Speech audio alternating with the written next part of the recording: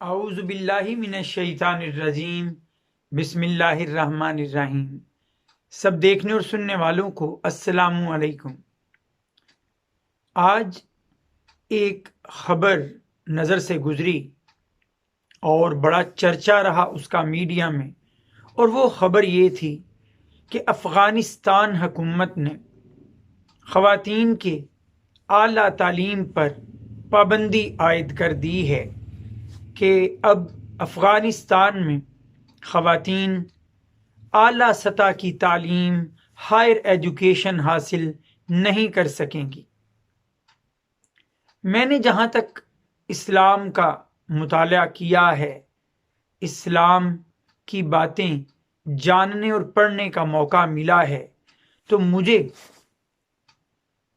علم جو ملا ہے، جو مجھے بات حاصل ہوئی ہے، وہ یہ کہ اللہ تعالیٰ نے اور اللہ کے نبی حضرت محمد صلی اللہ علیہ وآلہ وسلم نے علم حاصل کرنے کو ہر مسلمان پر فرض قرار دیا ہے۔ سنن ابن ماجہ میں 224 نمبر حدیث ہے۔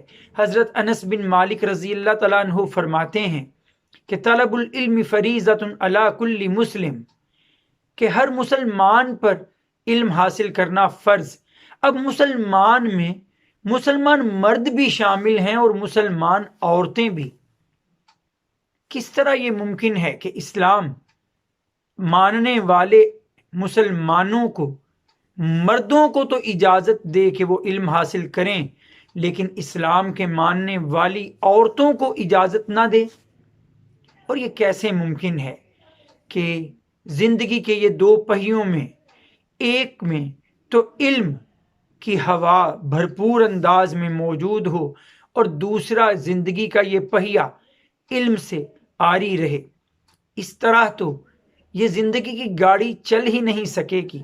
اور جو اس تعلیم کے مخالف ہیں، انہیں یہ جاننا چاہیے کہ جن عورتوں کو وہ دور رکھنے کی کوشش کر رہے ہیں علم سے، یہی عورتیں، یہی لڑکیاں کل مائیں ہوں گی، اور جب تک مائیں پڑھی لکھی نہیں ہوں گی، باشعور نہیں ہوں گی، با علم نہیں ہوں گی، انہیں حقوق و فرائض کا علم نہیں ہوگا، تو وہ اولاد کی بہتر تربیت بھی نہیں کر سکیں گی۔ وآخر دعوانا ان الحمد للہ رب العالمین۔ السلام علیکم۔